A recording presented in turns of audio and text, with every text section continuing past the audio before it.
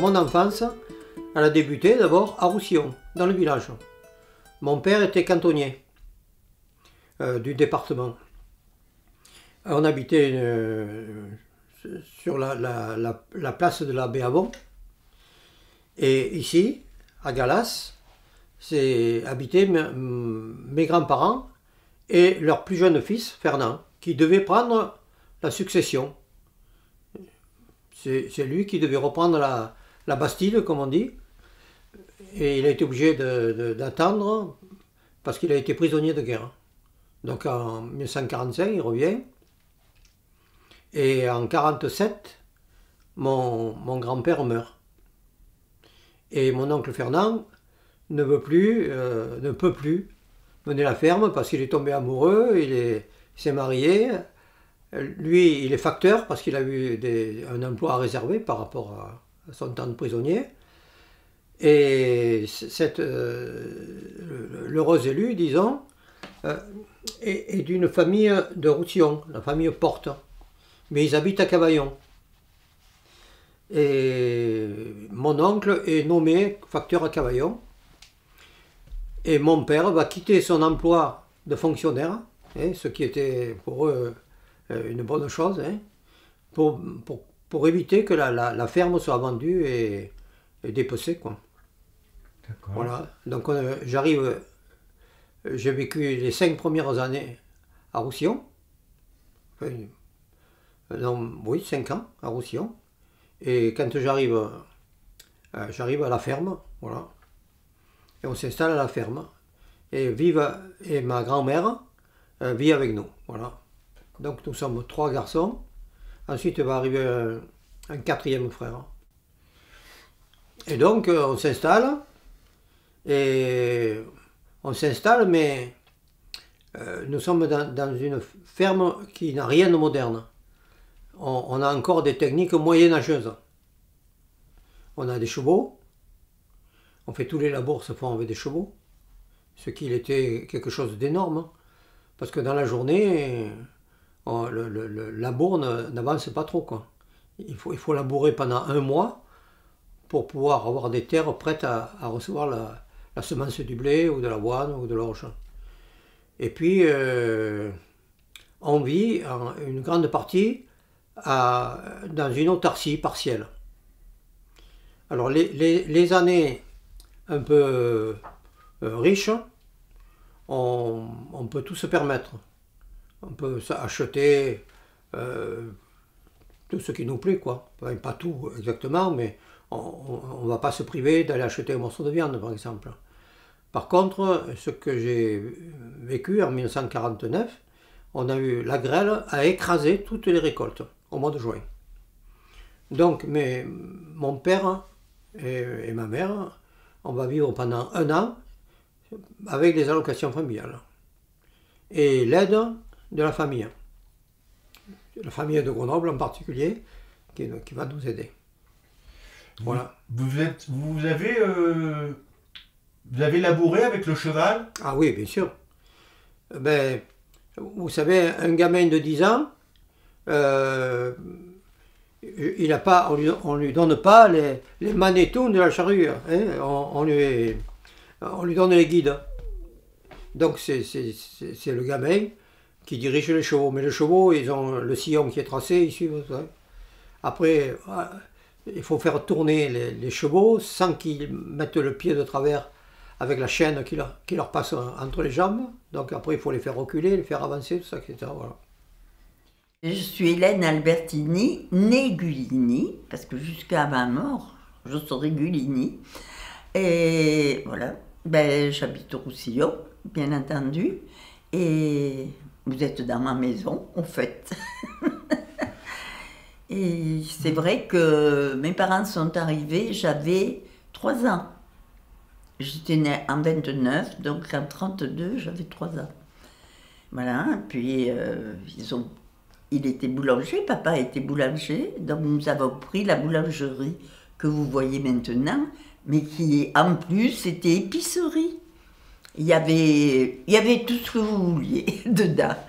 Et bon, nous avons grandi là. Nous avions l'école qui était pas loin, parce que là où est la pharmacie, c'était les écoles. Et derrière aussi. École devant, école de garçons, derrière, école de filles.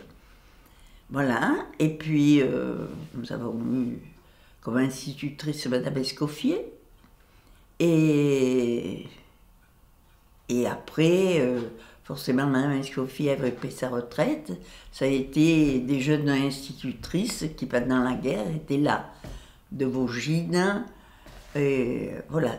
Et nous avons grandi, joué dans le Pasquier, parce qu'il n'y avait pas de voiture à l'époque.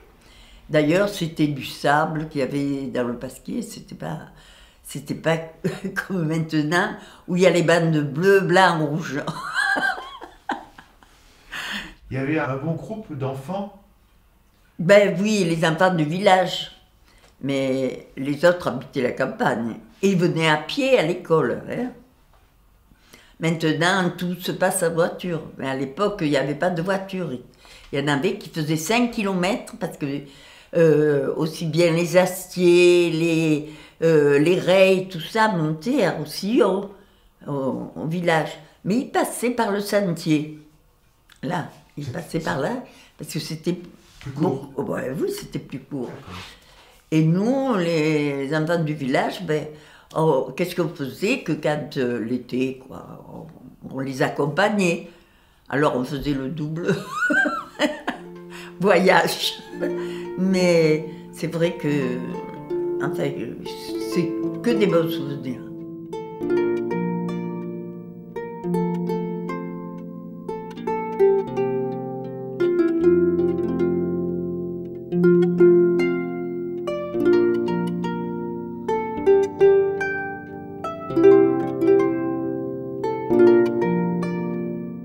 On avait deux genres d'instituteurs et institutrices.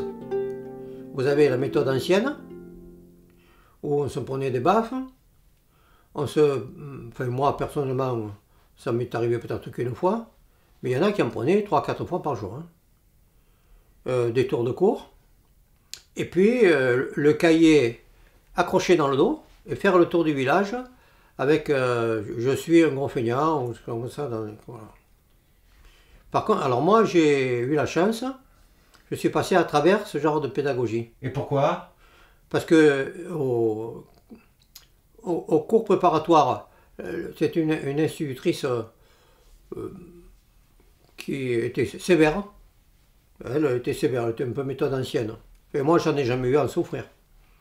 Et puis après, au cours élémentaire, première et deuxième année, j'ai eu des jeunes dames qui sortaient de l'école normale. Et elles ne frappaient jamais personne.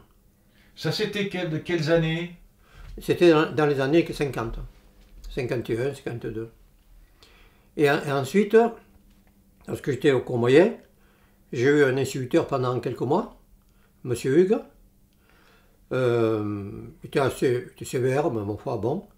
Et puis, j'ai eu Madame Maillet. Voilà. Alors, Madame Maillet, je lui dois beaucoup. Parce que, comme j'apprenais assez bien à l'école, bon, j'avais beaucoup de mémoire, tout ça, etc. Elle a décidé de me présenter à l'examen d'entrée en 6e. Et cette femme nous prenait le jeudi, on remontait à l'école le jeudi, pour prendre des leçons particulières pour nous entraîner à passer l'examen d'entrée en 6e. Ben, je lui dois beaucoup. J'étais pas souvent puni. Bon, mais je parlais déjà beaucoup. Alors j'avais tendance des fois à parler un peu trop. Et la directrice me le faisait sentir. Mais même puis, bon, m'aimait bien, c'est pas elle. Mais derrière, il y avait une autre institutrice qui, elle, m'avait pas dans sa classe, qui me surveillait un petit peu. Et un jour, je parlais alors qu'il fallait pas parler, il fallait se taire. Elle est arrivée, elle m'a donné une gifle. Alors là, je les crains parce que devant tous les copains, ça fait pas bien ça. Et donc c'était la fin de la classe, je suis rentré à la maison en pleurant. Ma mère me dit, qu'est-ce que tu as? Je lui explique le tout, j'ai fait ça et l'institutrice m'a giflé. Alors il m'a dit, tiens, pam, il m'en a fait une, ça équilibrera, il m'a dit. Et c'était fini, je ne me suis jamais plus plaint. Moi, mes parents, ils auraient pu me faire suivre des études, mais c'était pas, pour moi, moi, je ne pouvais pas rester 2 heures assis à l'école. Il fallait que je trouve une excuse pour soit parce que la vie de pisser ou n'importe quoi, et après, je ne me voyais plus, quoi.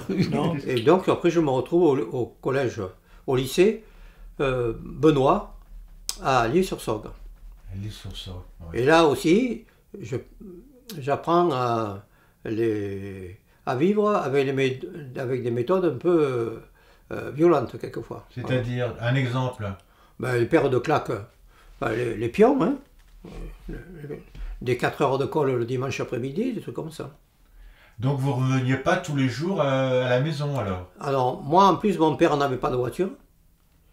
Donc il fallait que je vienne en car et que je marche à pied de Lumière jusqu'ici.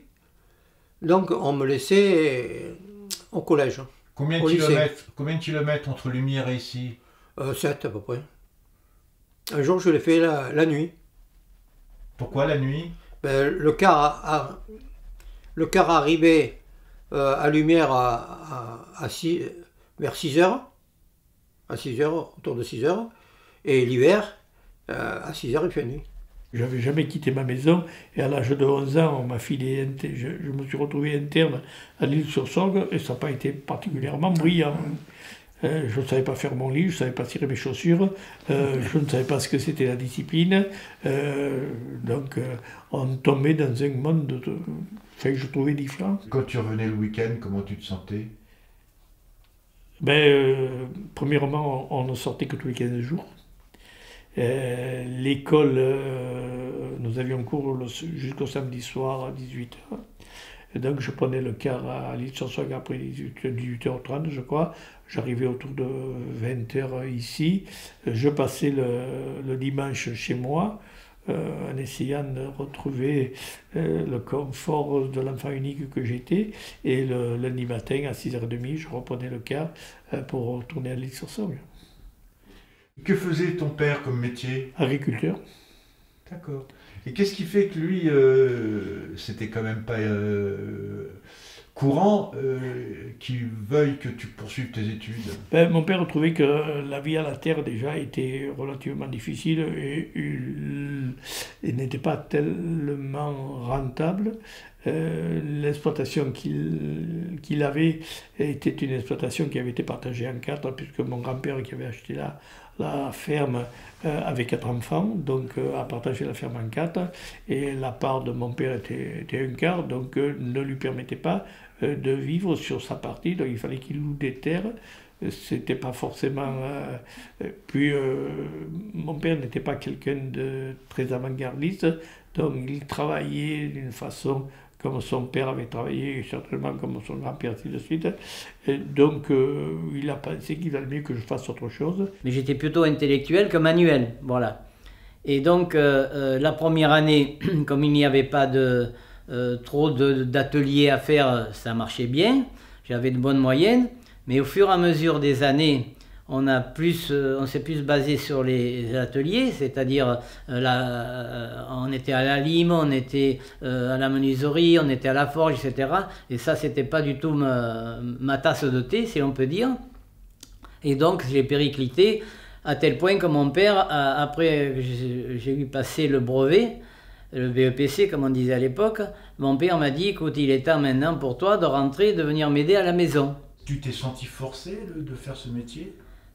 Forcé, non, parce que j'aimais tellement mes parents, ils ont tellement été gentils pour moi. Il faut penser que nous avions passé une période de guerre à Lyon, de 42 à 46,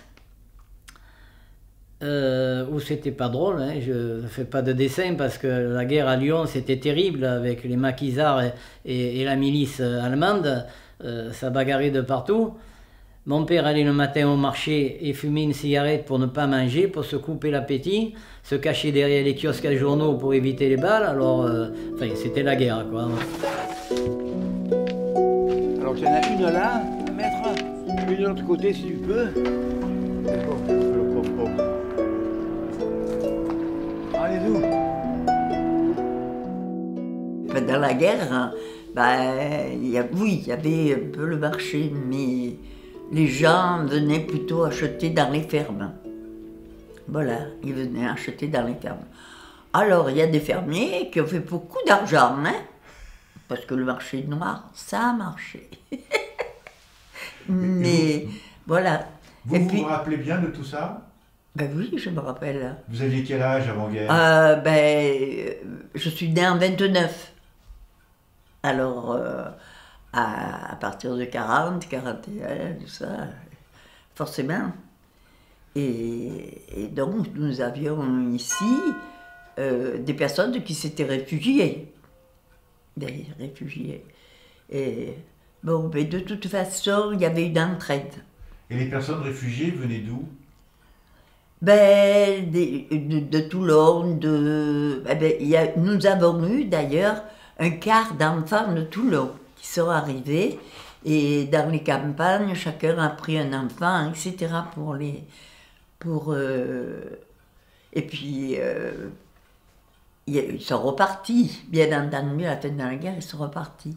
Mais il y en a qui ont gardé le souvenir et qui sont revenus à habiter à Roussillon, et qui ont des amis, bien sûr. Est-ce que parmi eux, il y avait des juifs? Ben oui, mais on ne risquait pas d'en parler. On ne disait rien. Je suis né en 41. Et en 43 ou en 42, mes parents avaient un commerce à Apt, un commerce de boucherie. Et ce que je sais, le nom, je m'en souviens du gars, je ne vais pas le dire, un gars de la gendarmerie est venu, il a demandé, il recevait des Allemands, il a demandé à ma mère un gigot, et ma mère n'a pas voulu lui donner. Et il y a eu une histoire comme ça. Et le soir même, ils sont venus à la boucherie, et ma mère, ce jour-là, a eu le pressentiment, quand elle a vu arriver, qu'ils ont forcé la porte, de s'enterrer, parce qu'avant, il y avait la boucherie, puis il y avait une cave où il y avait un âne avec un peu du fumier, de la paille, tout ça, et elle s'est enterrée là-dedans. Elles ont entendu, ils ont cherché de partout, et après, donc, elle a été obligée de prendre le maquis, comme mon père, quoi. Et moi, ils m'ont emmené dans l'Ardèche. Et comment j'y suis allé, c'est la question que je me pose depuis toujours. Je me suis retrouvé dans l'Ardèche chez ma grand-mère. Comment je suis arrivé là-bas, j'en sais rien. Tu t'en rappelles ou on t'a raconté? Ah non, ça je me rappelle. Tu avais quel âge? Ben, je devais avoir 4 ans, 3 ans, 4 ans, un truc comme ça. Je me rappelle que je me suis retrouvé chez la grand-mère. Et là, la grand-mère m'a gardé jusqu'après la guerre, quoi. Et parce que mes parents avaient dû quitter les locaux, ils s'étaient planqués à Moragne, tu vois, dans une maison, un gars qu'ils avaient recueilli, un fermier qu'ils avaient recueilli, quoi. Vous savez qu'il y avait des résistants, on le savait, mais on ne risquait pas d'en parler. D'ailleurs, papa fournissait le pain aux résistants que nous avions ici et qui étaient aux Marseillais. On le savait, tout le monde le savait. Et tout le monde savait que votre père fournissait aux résistants? Ah ben le pain, oui. Et donc c'est pas venu aux oreilles des Allemands? Et ce n'est pas venu aux oreilles des Allemands, ça? Ben non, parce que tout se faisait comme ça, là. Nous n'en avions pas ici, vous comprenez? Donc tout le monde... personne ne parlait de ces choses-là, personne n'en parlait. Il n'y avait pas de collabo? Non. Non, parce que s'il y en avait eu, peut-être que ils auraient vendu. Hein? Parce que malheureusement, que ce soit à Gordes, à Saint-Saturnin ou à Apt, il y en a eu. Et malheureusement pour eux. Les Allemands n'étaient pas présents. Quelque part, la guerre, vous l'avez vécue d'une manière différente par rapport... Ben, on savait qu'ils n'étaient pas loin. Ouais. On savait qu'ils n'étaient pas loin. Mais oui, il n'y avait pas cette présence. Heureusement, nous n'avions que de vieilles maisons. Donc, ils ne sont pas venus à Roussillon parce qu'ils ont dit c'est des vieilles maisons et nous, on ne veut pas habiter dans ces trucs-là. Alors, ils étaient à Apt, à Saint-Saturnin, parce qu'il y avait de belles maisons, à Gordes, parce que aussi, c'est pareil, il y avait des gens donc, qui étaient beaucoup plus riches et tout ça. Voilà. Nous avons eu la chance de ne pas les avoir. Et c'est vrai que c'est une chance.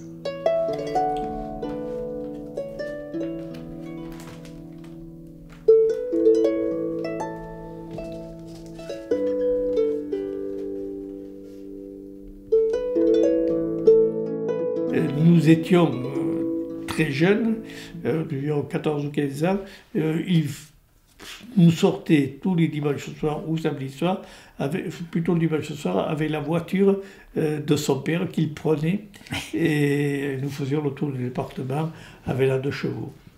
Son père faisait le plein le dimanche soir parce qu'il y avait à l'époque une pompe à essence sur Roussillon pour le lendemain matin partir au ravitaillement sur Avignon et tout ça. Voilà, pour aller faire le plein ou même aller à l'abattoir et le réservoir était à moitié vide.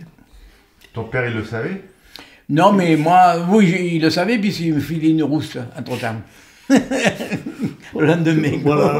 Voilà, mais ça l'a jamais trop traumatisé. Non. Mes parents me gâtaient dans la mesure de ce qu'ils pouvaient. Et ils pensaient à moi. Par exemple, pendant la guerre, je peux te dire que si j'avais une tranche de jambon cuit, eux, ils mangeaient des légumes. Hein. Il n'y a que moi qui avais du jambon cuit. Parce que ça coûtait une fortune à l'époque. C'était très difficile. Donc, au contraire, mes parents, je les ai bénis plusieurs fois. Hein. Grâce à eux, j'ai été bien élevé. J'ai pu faire de bonnes études. Et ils m'ont toujours bien encadré, bien soutenu. Et ma mère ne me passait rien. Tu sais que petit, des fois, j'ai pris des taloches comme il faut. Hein, parce que si je répondais, des fois, ça m'arrivait de répondre. C'était surtout ça. Ben, tu sais, je prenais une tarte comme il faut. Et puis, je me tenais tranquille pour la suite. Mes parents rendaient service aux gens. Nous, pendant la guerre, on avait une grosse famille qui habitait à côté, en face, la boulangerie. Et combien de fois maman est allée voir, parce que les parents, bon, ils étaient jeunes, mais les enfants étaient à la maison. Maman traversait la route et elle disait « Ah, je vais voir un peu comment elle se débrouille. » L'aînée, elle avait mon âge. Et donc, elle s'occupait de toute la marmaille qu'il y avait derrière. Et franchement, oui, mes parents étaient comme ça. Ils nous ont donné l'exemple de l'entraide, Mais il y avait cet amour. Et ça, c'est important dans la vie.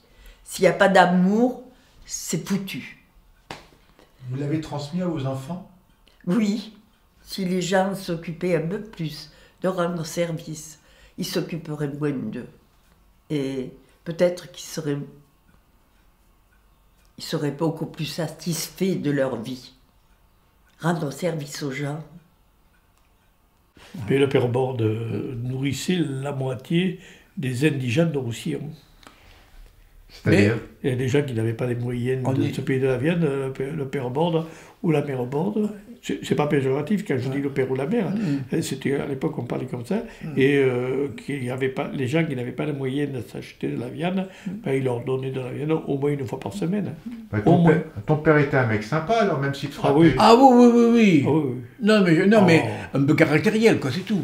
Il faut dire qu'il le méritait. Hein. Voilà. Il faisait sa vie, hein. Même à 14 ans et même avant. Hein.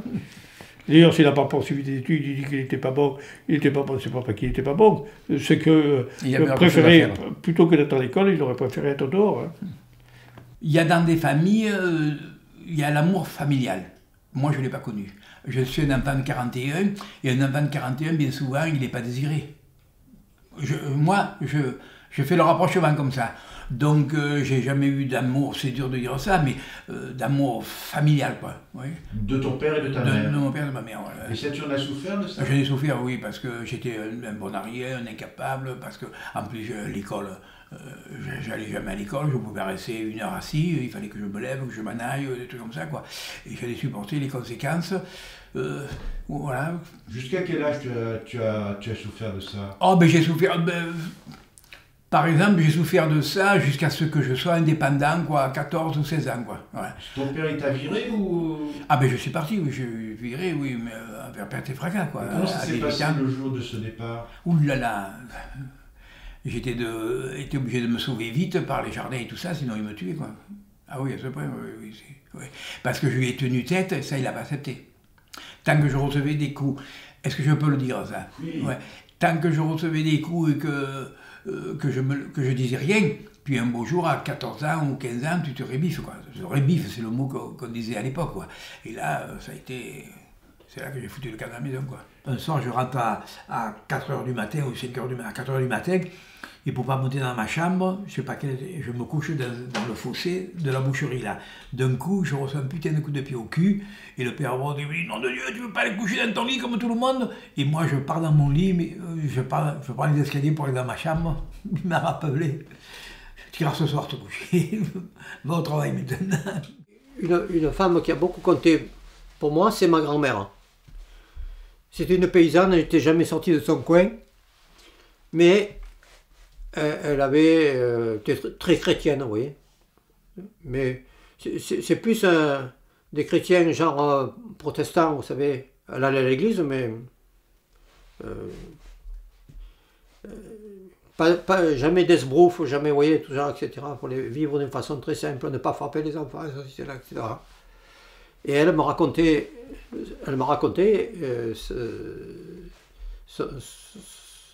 sa vie d'écolière.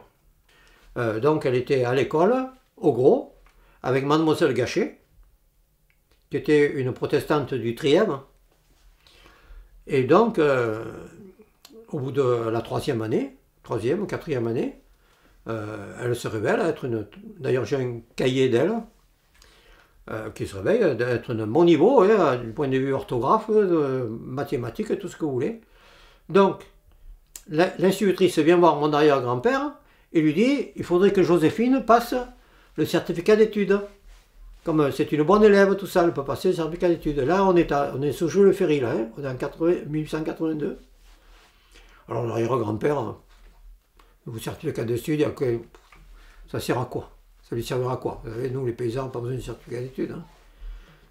Alors, elle insiste, et il dit, écoutez, je vais demander conseil à monsieur le curé de Gordes. Et le curé de Gordes dit à mon arrière-grand-père, pour tenir les magnétons d'une charrue, ta Joséphine, elle n'a pas besoin de certificat d'études. Et ma grand-mère, ce truc, je sais pas. Moi, si j'avais été à sa place, je ne serais jamais pu aller à l'église. Enfin, elle continuait à aller à l'église, mais voilà. Donc le curé de Gordes n'a pas voulu qu'elle passe un certificat d'études. Mais cette femme, je l'ai toujours vue avec un livre, avec des livres, avec des journaux, tout ça, à lire. Et puis tout, voilà, c'était comme ça dans la famille. C'était des paysans lettrés. Puis je devais avoir les facilités qu'elle avait à l'école. D'ailleurs, mon grand-père,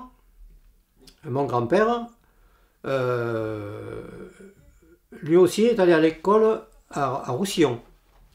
Il habitait à Gargas, il est allé à l'école à Roussillon, parce que l'instituteur de Roussillon était très fort pour faire passer le certificat d'études. Donc son père, il habitait à Gargas, demande à ce que son fils puisse venir à l'école à Roussillon. Alors comme il habitait à Tartuguère, vous voyez, c'était entre Roussillon et Gargas. Là. Il était aussi près de Roussillon que de Gargas, de l'école de Gargas. Donc les 2 dernières années, il vient à l'école à Roussillon. Et il passe ses certificats d'études et il est premier du canton. Maman, elle avait 92 ans. Et maman nous disait toujours, le jour où je ne peux plus monter les escaliers pour aller à ma chambre, je serai morte le lendemain. Et c'est ce qui s'est passé. Le lendemain, mon frère était allé le voir. Ah, c'était 6 heures, quoi. Il était monté vraiment. Alors, il lui dit, oh, j'ai soif. Il lui donne à boire. Quand elle s'est reposée, il m'a dit, j'ai eu, je sais pas, une drôle d'impression quand il a reposé. Et moi, je monte à 8 h avec mon déjeuner. Maman, elle était partie. Tranquillement. C'était décidé. Décidé, puis je pense qu'elle avait demandé à Dieu. Voilà. Vous croyez en Dieu? Ah oui.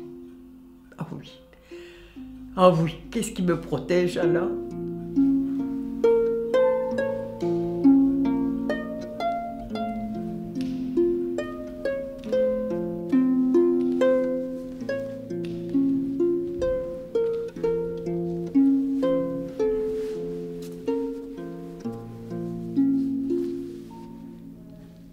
À cette époque-là, j'avais beaucoup d'amis qui ont joué au foot ensemble, et puis d'autres qui étaient aussi venus à l'école à Roussillon. Et c'était le cas de l'un d'eux qui s'appelait Vincent. Et Vincent, qui était un Espagnol d'origine, ses parents avaient fui Franco, et donc étaient venus en France et étaient venus habiter à Roussillon. Et on s'était tout de suite bien entendu avec ce garçon qui était un peu perdu, alors qui avait un accent, il roulait les airs. Par exemple, on récitait avec l'institutrice des phrases de...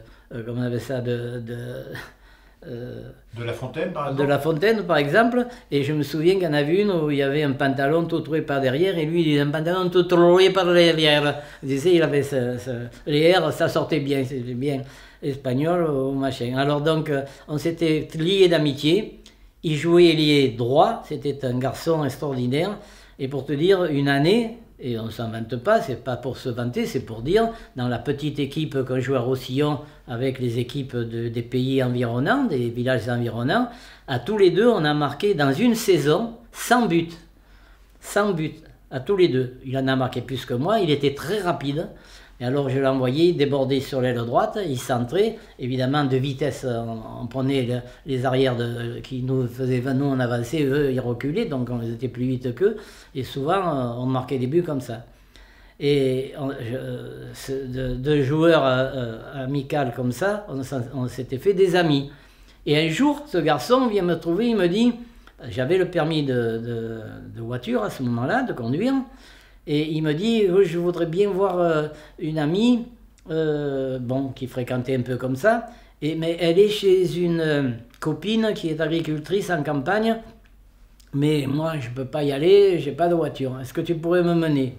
J'ai dit, si ça te fait plaisir, je te mène, il n'y a pas de souci. Donc je le mène à cette campagne voir son ami, qui était allé rencontrer dans ma future femme, et qui travaillait un petit peu comme ça à la campagne. Donc on y va, donc il voit son ami, et c'est là que je vois arriver donc la fille du cultivateur du coin, et que je trouve très souriante, très jolie, etc. Coup de foudre? Coup de foudre alors intégral, tout de suite, et lui qui pensait peut-être aller plus loin avec cet ami en question, ça ne s'est pas passé, et moi, ça a été le contraire. Moi, le coup de foudre s'est prolongé, je suis retourné la voir, on est sorti un peu, j'étais un danseur médiocre, alors qu'elle était une très grande danseuse, très très bonne danseuse aussi, et puis on ne sait plus, et puis finalement, on s'est mariés en 63, et à l'époque, son grand-père, j'étais donc pas à la mairie bien sûr, son grand-père maternel était à la mairie, et c'est lui qui nous a mariés dans l'ancienne mairie de Roussillon. Ah ben, je me suis mariée. Et ma foi, ça a été le grand amour. Voilà. Alors, Albertini, il était aussi d'origine italienne? Non, corse. Corse. Et ça allait bien, corse et italien, alors? Bon, écoutez, on ne parlait pas de... Oui, puisqu'on s'est toujours très bien entendu, hein. Il n'y a jamais eu de problème entre nous.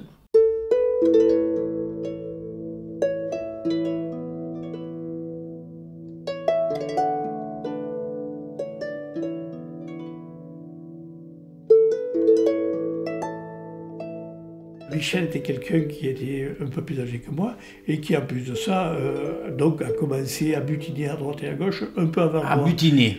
Il me prend pour une abeille, là. Il me prend pour une... Voilà, ben disons que...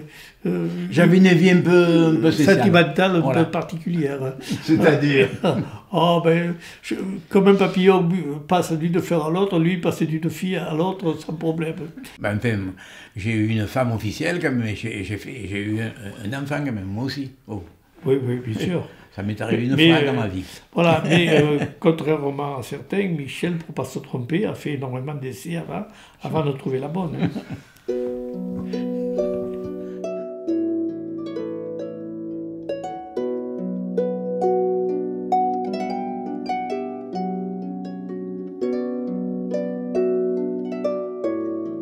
Dans ma famille, les fils de paysans qui deviennent enseignants, c'est la réussite suprême, quoi. Voilà, c'est une promotion. voilà. Mais lorsque j'ai eu 18 ans, j'ai passé le bac, j'ai réussi. J'ai voulu devenir instituteur tout de suite, parce que j'en avais assez de me retrouver enfermé dans des établissements scolaires. Et je voulais reprendre un peu ma vie, quoi. Et puis, le principal du lycée d'Apt m'a dit demain, si vous voulez être enseignant, je m'en occupe. Donc, j'ai 18 ans. Et il s'en est bien occupé parce que un mois après, j'ai reçu un courrier me disant que fallait que je fasse la demande pour être instituteur et j'ai été pris tout de suite. Sans passer le concours. Vous Ah avez, non. vous avez passé non. le concours? Non. Ben, vous savez, on est dans les années 60 et on a besoin de beaucoup d'enseignants. Donc, on allait, des gens comme moi, on était nommés remplaçants. Et on est allé 6 mois à l'école normale. Voilà, Où ça? Où ça? à Avignon. Voilà. Et mon premier poste, c'était à Sivergue, dans la montagne là-haut, et j'avais 5 élèves. D'accord. Ça se trouve où exactement, Sivergue? C'est au-dessus d'Apt. Vous voyez, à côté de Seignon, mais au-dessus. C'est un des villages les plus hauts de la chaîne du Liboron.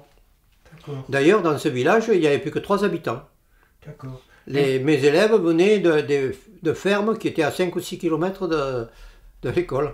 Et vous habitiez toujours dans cette maison quand vous êtes devenu instituteur? Oui, oui, oui. Et vous vous déplaciez comment alors? Ben, c'est mon frère, on me menait en voiture. Donc on était en 61, là. Il me menait en voiture le lundi matin et il venait me chercher le samedi soir. Et donc vous dormiez à l'école? Oui, ben, il y avait un logement D'accord. très rustique, hein. Avec la cheminée. Il y avait un lit, bon, heureusement. Et j'allais manger le soir chez les 3 habitants, qui se faisaient un plaisir d'avoir quelqu'un à qui parler.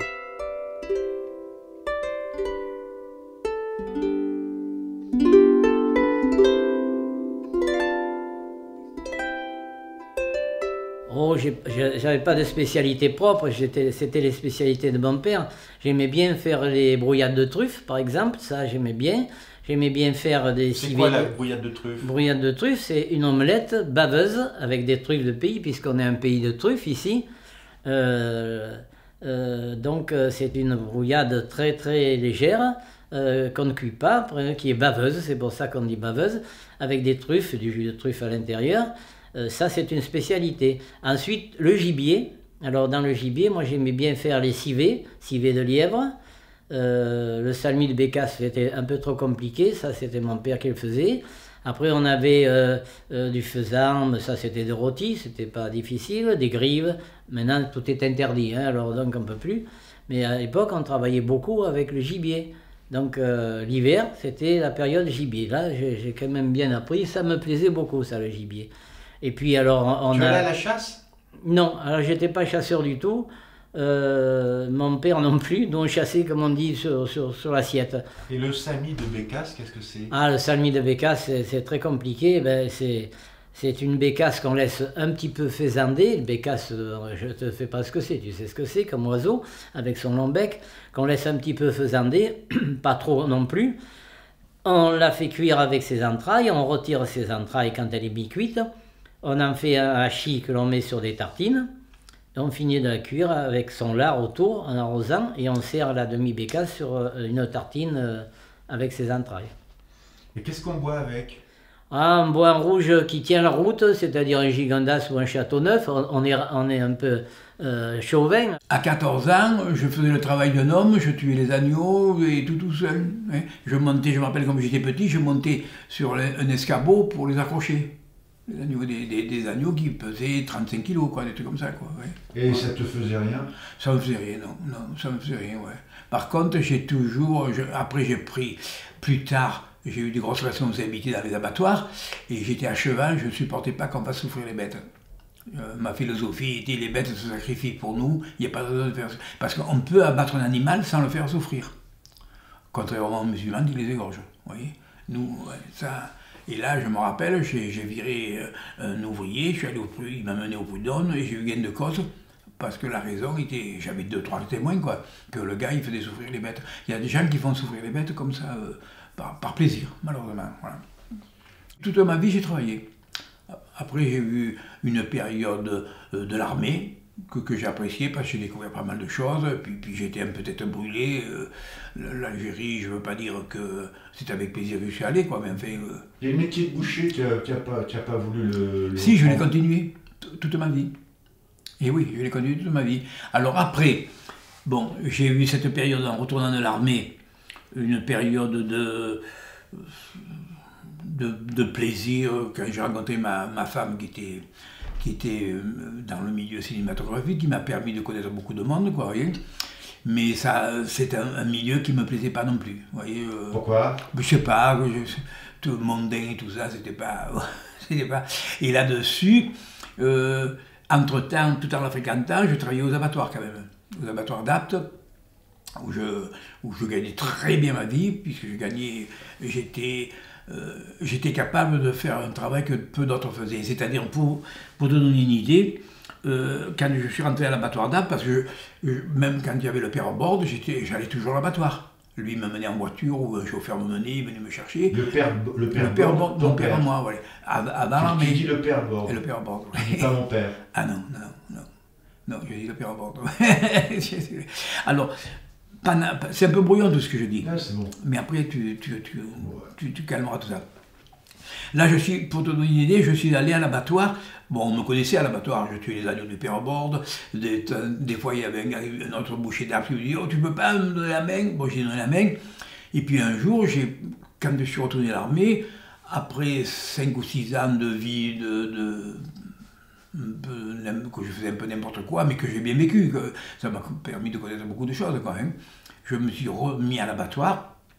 Et là, je suis rentré, et je me rappelle le responsable de l'abattoir, M. Dupuis, il me disait « Michel, tu vois celui-là, quand tu iras aussi vite que lui pour faire les agneaux, tu seras un homme. » Et le gars, il faisait 14-16 agneaux à l'heure. Ouais. Ah, j'ai dit « Oui, ben moi, au bout d'un mois, un mois et demi, j'en faisais 18 à 22. » Voilà. Et à cette époque-là, en 65, je gagnais 2 francs 20 par agneau. 2 francs 20. Je faisais énormément d'argent, moi. Mais par contre, c'était pénible, hein. C'est pénible parce qu'on faisait tout à la main, on poussait tout à la main, donc la nuit c'était infernal, la nuit je réveillais, j'avais des fourmis dans les bras, là, à force de pousser les agneaux avec le poing, tu faisais ça, ça craquait quoi, c'est tout, ouais. Et après j'ai monté une affaire de boucherie à Goult, et après j'ai monté une affaire de viande en gros, voilà. Je dormais 10 minutes, c'est comme si j'avais dormi 4 ou 5 heures. Voilà. Combien de temps? Combien d'années ça? Eh bien, ça a duré des années 80 aux années 2000. Mon plus beau souvenir, c'est la dernière année, je suis instituteur à Gargas. Je me fais nommer à Gargas pour avoir une retraite un peu plus conséquente, parce que là-bas, c'est une école avec plus de 10 classes. Donc, je suis directeur d'école, etc. Et la dernière année, j'ai un élève qui s'appelle Bouzelfen. C'est un fils d'ouvrier agricole. Et ce gamin, il a 1 an d'avance, il est au CM2. Il est extraordinaire. Et là, j'apprends que dans sa famille, ses 2 sœurs ont fait des études supérieures. Il y en a une qui devient qui est docteur, elle est docteur à Saint-Saturnin. Et que le plus petit, celui il y en a un qui était qui allait arriver au cours préparatoire, il a déjà 1 an d'avance. Et il a c'est ses sœurs qui lui ont appris à lire. À 4 ans, ils savent lire. Et celui qui a été mon élève, c'est quelqu'un qui est d'un très haut niveau. Il a fait la prépa au lycée Charlemagne à Paris, tout ça, etc. Et là, je trouve que l'école a fait son devoir. Et que, avec la République, c'est ce qu'elle a fait pour moi. Parce que j'ai oublié de vous dire que j'avais une bourse. D'ailleurs, si je n'avais pas eu la bourse, mon père ne m'aurait pas envoyé à l'école, vous comprenez? Et souvent, je dis à mes enfants, je suis un enfant de la République.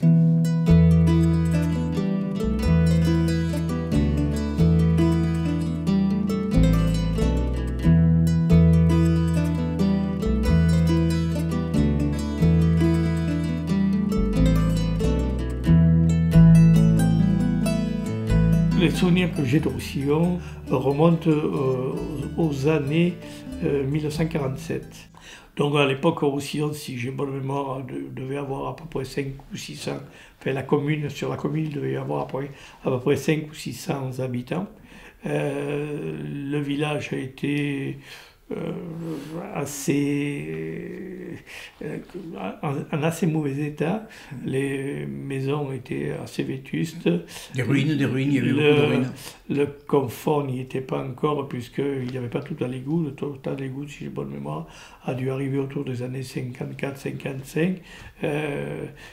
Voilà, donc on vivait comme à l'après-guerre, assez chichement. On n'avait pas d'eau, l'eau elle venait de Beaunieu à cette époque-là. Voilà, en 1917, la municipalité de Roussillon, comme le village souffrait du manque d'eau l'été, avait acheté une source sur Beaunieu, qui part de Beaunieu et qui arrivait à Roussillon pour distribuer l'eau aux Roussillonnais. Malgré tout, il y avait toujours quelques carences l'été. Comment vous faisiez pour le quotidien? Mais à l'époque, on se lavait beaucoup moins. À l'époque, par exemple, en ce moment, pour une personne, il faut 100 litres d'eau ou 200 litres d'eau, il en fallait 10 à l'époque, quoi. On économisait... Peut-être pas. L'eau servait uniquement pour la consommation, mais pour faire la vaisselle. Un petit peu la vaisselle. Et on se lavait... lavait le minimum et on faisait la lessive 2 fois par an. C'était une douche 1 fois par semaine? Il n'y avait pas de douche. Il n'y avait pas de douche à l'époque, on se lavait dans une bassine. La douche est arrivée à Roussillon autour, je pense, des années 56, 57, 58. C'était la douche municipale et effectivement qui fonctionnait le samedi soir et le dimanche matin. C'était le garde champêtre qui occupait les fonctions de régisseur, de régisseur de la douche. Il y avait 4 douches et les gens de la campagne montaient prendre leur douche le samedi soir ou le dimanche matin. Il y avait un emploi du temps, c'est-à-dire que les gens venaient, ils s'inscrivaient, comment ça se passait? Non, on montait comme ça et on venait prendre, comme il n'y avait que 4 douches, quelquefois elles étaient prises, donc les gens venaient régler, je me souviens, j'étais vraiment très peu bon marché, et après aller attendre leur tour sur les marches de la mairie en buvant l'apéritif. Voilà. Elles se trouvaient où les douches? Elles se trouvaient au milieu de la place de la mairie. Et à la place des douches maintenant, il y a le résidu à poubelle. En gros, c'est ça. Voilà, oui. Mais donc ça veut dire qu'il y a toujours une source dessous alors? Non, c'était distribué par le réseau communal. Parce qu'il y avait une autre réserve d'eau qu'on pompait à la fontaine et qui montait au château d'eau à l'église, mais c'était vraiment dérisoire, parce qu'on n'avait pas assez pour le village, quoi. Et alors les hommes et les femmes, ils se mélangeaient pour la douche? Oui. Je ne sais pas s'ils la prenaient ensemble, mais comme il y avait 4 locaux, c'était pas gênant. La mixité était très bien acceptée. Ouais, c'était quand même des douches individuelles. Hein. On rentrait qu'un dedans. Hein. Je pense. Oui. Ben, vous savez, le village était... toutes les maisons étaient habitées. Tout était habité. Il y avait les ouvriers qui habitaient en face de l'église. Il y avait plein de petites maisons. Ils étaient dans ces petites maisons. C'était des Algériens qui venaient creuser l'ocre. Et puis, bon, ben, c'est-à-dire que nous étions enfants, là où il y a le sentier, on faisait des glissades à l'époque. Et puis, voilà. Et c'est vrai que les usines d'ocre, nous avons connu ça. Et heureusement, c'est ça qui faisait vivre le village aussi.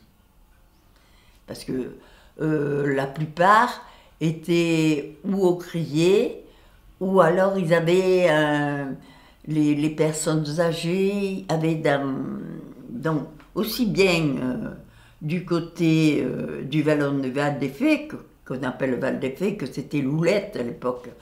Et c'était plein de jardins, là. Et les gens faisaient leur jardin,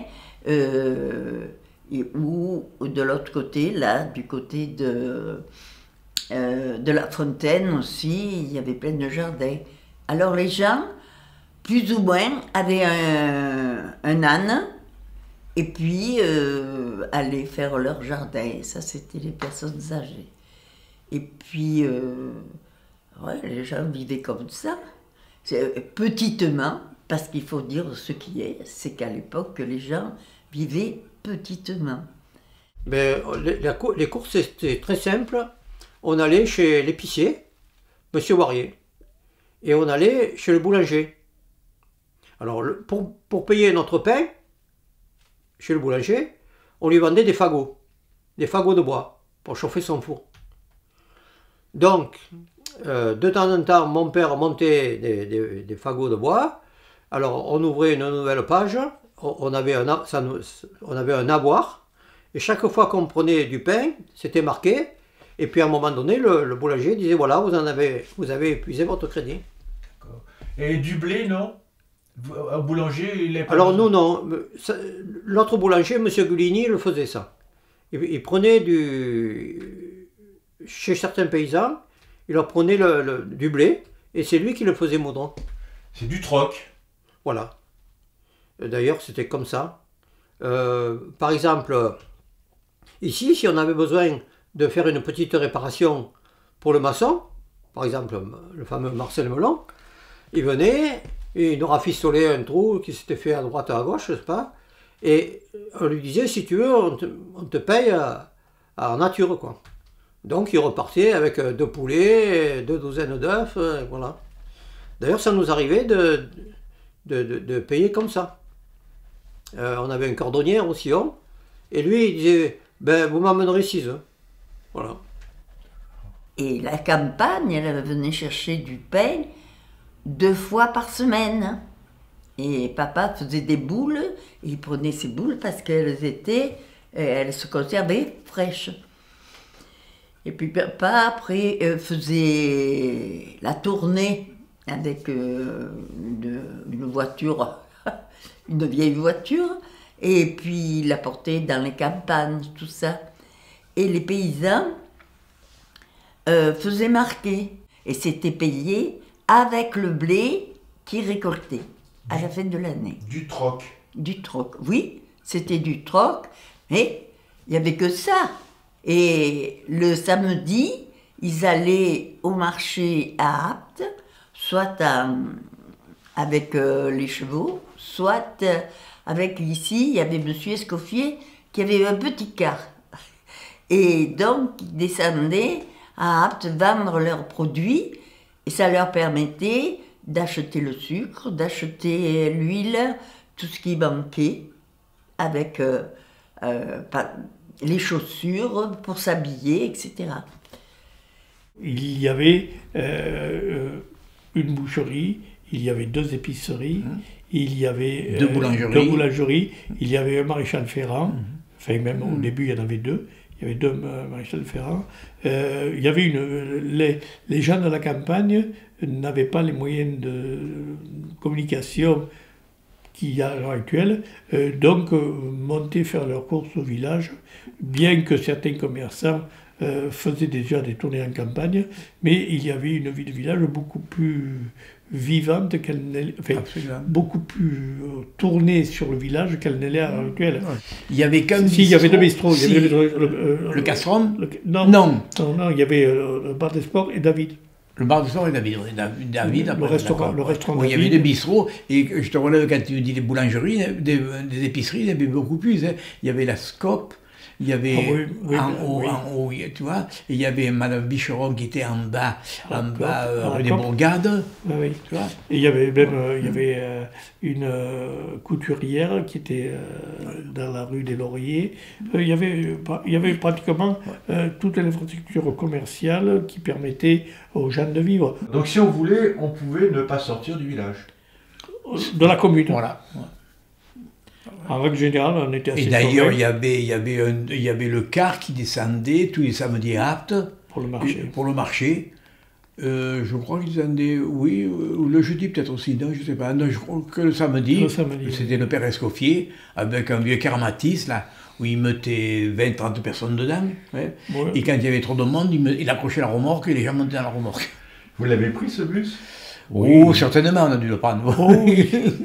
Le bâtiment de la pharmacie, là, tout ce groupe où il y avait la poste, tout ça, etc., était en très très mauvais état. Et il y avait une salle de classe qui était sous une toiture. Et là, l'eau passait à travers, tout ça, etc. Et l'inspecteur départemental a mis le maire au pied du mur en lui disant il n'est plus possible de faire classe dans des conditions pareilles. Donc la commune a acheté un bar qui est devenu plus tard la boucherie actuelle. Et là, c'est là qu'on allait au cinéma. Au fond de... Alors, il y avait la salle de classe, et après, il y avait un grand bâtiment, enfin, une espèce de... Oui, il y avait un certain volume, quoi. Et on pouvait aller à une centaine de... peut-être que j'exagère, peut-être 50. On avait le cinéma 2 fois par semaine.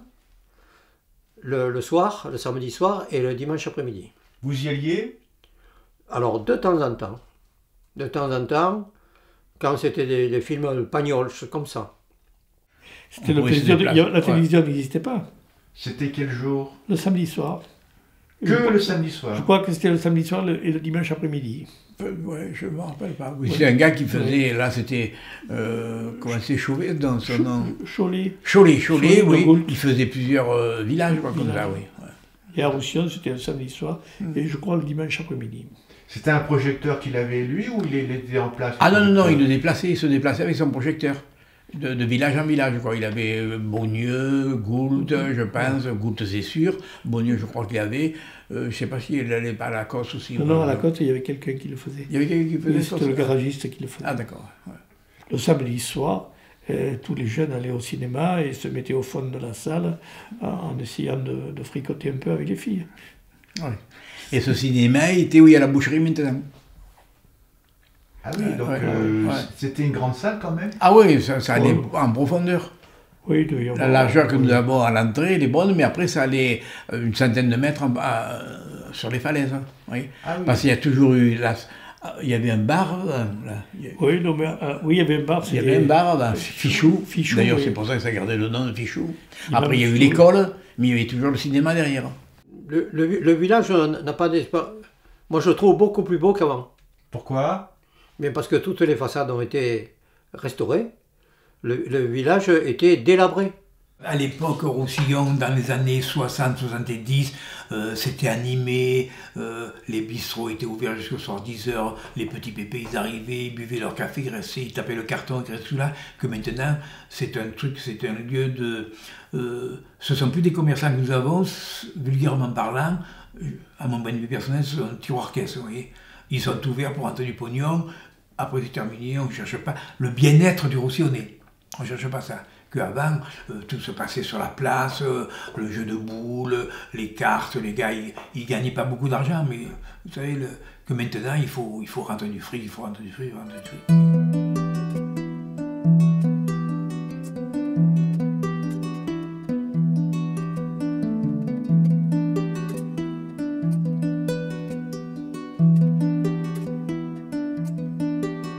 Qu'est-ce que vous pensez avoir apporté en tant que maire? En tant que maire, alors d'abord j'ai refait le POS, le plan d'occupation des sols. Et on a fait ce POS à un temps record. En 3 ans, on a fait le POS.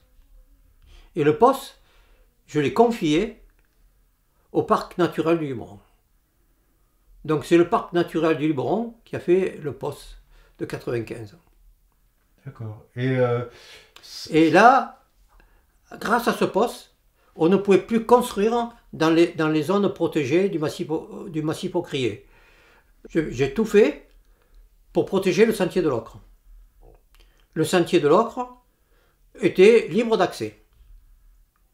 On avait des cars qui arrivaient de Marseille avec des centres aérés, on larguait ça dedans, ils passaient toute la journée là-dedans. Bien sûr, quand ils repartaient, ils étaient tous déguisés en sioux. Hein. Et le chauffeur du car s'arrachait les cheveux parce que je ne vous dis pas dans quel état était le car quand ils arrivaient à Marseille. Et puis, c'était dangereux parce que, d'ailleurs, il y a eu des accidents. Il fallait, ce sentier de l'Ocre, il fallait le maîtriser, le réguler et l'entretenir. Donc le rendre payant. Parce que le tourisme, avant 1995, il appauvrissait la commune. Parce qu'on avait des charges, mais sans retour. Parce que pour garer toutes ces voitures, tout ça, il a fallu acheter des terrains, il a fallu les aménager, tout ça. Donc, voilà. Et je suis content, parce que lorsque j'ai fait que 6 ans, hein. Voilà, je me suis arrêté. J'avais fait ce que j'avais à faire. Alors, tu pouvais m'expliquer un peu cette historique du musée des Ocres. Ça vient d'où ce musée? Alors, la première idée, ça a été, et c'est l'idée du conseil municipal de l'époque, ça a été de rendre un hommage à tous nos anciens aucriers, parce que c'était un métier très dur, très fatigant, et beaucoup prenaient comment la poitrine, tu sais, quand tu ingères... comme la silicose un peu. Comme la silicose, pareil, exactement. C'était très dangereux, on n'avait pas de masque à l'époque, on travaillait avec un mouchoir, etc. D'abord ça, rendre hommage aux anciens qui avaient travaillé à l'Ocre, au Sillonnet. Et d'ailleurs, c'est un de ces anciens qui a été le conseiller technique, si on peut dire, de M. Barrois. C'était un monsieur Icard, hein, monsieur Icard qui avait passé toute sa vie pratiquement et qui connaissait sur le bout des doigts le fonctionnement de l'usine d'Ocre. Et puis ensuite, c'était faire connaître à travers l'Ocre le village de Roussillon en tant que tel. Ce qui nous a permis d'ailleurs de rentrer un jour dans les plus beaux villages de France. Ah ben il y avait qui étaient communistes, il y avait qui étaient, comment est-ce qu'on appelait ça, comme David par exemple. C'était les gens de droite. Il y avait la droite et la gauche. Il y avait la droite et la gauche, voilà, c'est tout. Paf, on s'arrête là. Voilà. Et nos parents étaient communistes. Nous, nos parents voilà, étaient de gauche. Et puis l'autre équipe, par exemple Gaufridi, David, tout ça, qui était de droite. Donc il y avait les problèmes d'élection. Et pendant les élections, c'était la bagarre, ils se seraient entretués. Puis après, un mois après, bon, on continue à vivre ensemble comme sérénité, quoi. On vit tout ça, quoi. Ouais. Pourquoi je me suis engagé avec M. Hénard? C'est parce que j'étais dans un village où j'avais été bien reçu, où je connaissais pas mal de gens, et que ça me paraissait important de participer à l'action qu'un conseil municipal mène pour développer son village. Monsieur Hénard, c'est qui?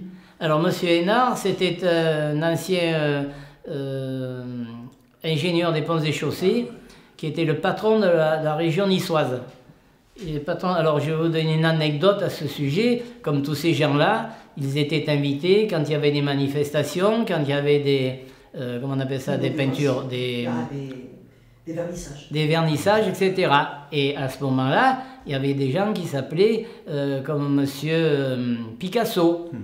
Et un jour, il va à ce vernissage de Monsieur Picasso, et il regarde un peu Picasso. Bon, c'est un grand peintre, d'accord, mais en fait, c'est un peu des fois tarabiscoté ce qu'il faisait.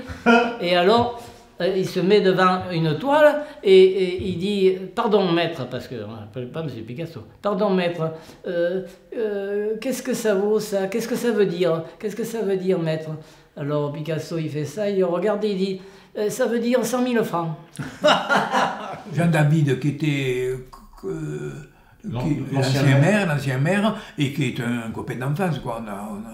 On a fait pas les 400 coups parce qu'il était vachement bien, quoi. Il m'a demandé, il faudrait que si ça te dérangerait pas d'être. Alors, mais politiquement parlant, je n'ai pas d'opinion personnelle, vous voyez. Je suis pas un type qui fait de la politique, des trucs comme ça, quoi. Hein. Mais vu les gens qui m'avaient présenté, j'ai dit, ouais, il n'y a pas de raison, quoi. Hein. Surtout que je suis un gars, je me sentais servir à quelque chose. Voyez, utile, voilà, c'est ça. Parce que quand tu es à la retraite, tu as toujours travaillé toute ta vie, tu te dis, tu ne peux pas du jour au lendemain t'arrêter et ne plus rien faire. C'est même dangereux. Voyez. Enfin, moi, je le conçois comme ça. Et à 80 ans, tu continues? Ah oui, à 80 ans, je continue avec difficulté, mais je continue quand même. Ouais, parce que j'ai plus l'entrain, comme je dis, c'est dur de se faire vieux.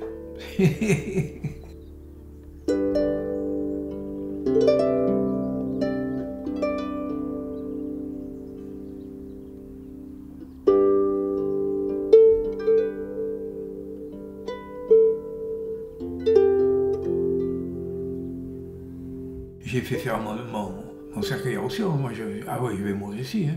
Ça, c'est sûr. Hein. Pourquoi mes parents, tout ça, mon frère, tout ça, ils sont enterrés à Apt parce qu'on a un local familial à Apt. Mais moi, j'ai fait mon petit truc ici. Là, hein. Dans le village, c'était qu'une grande famille. Tout le monde s'entraidait. Il n'y avait qu'une entraide.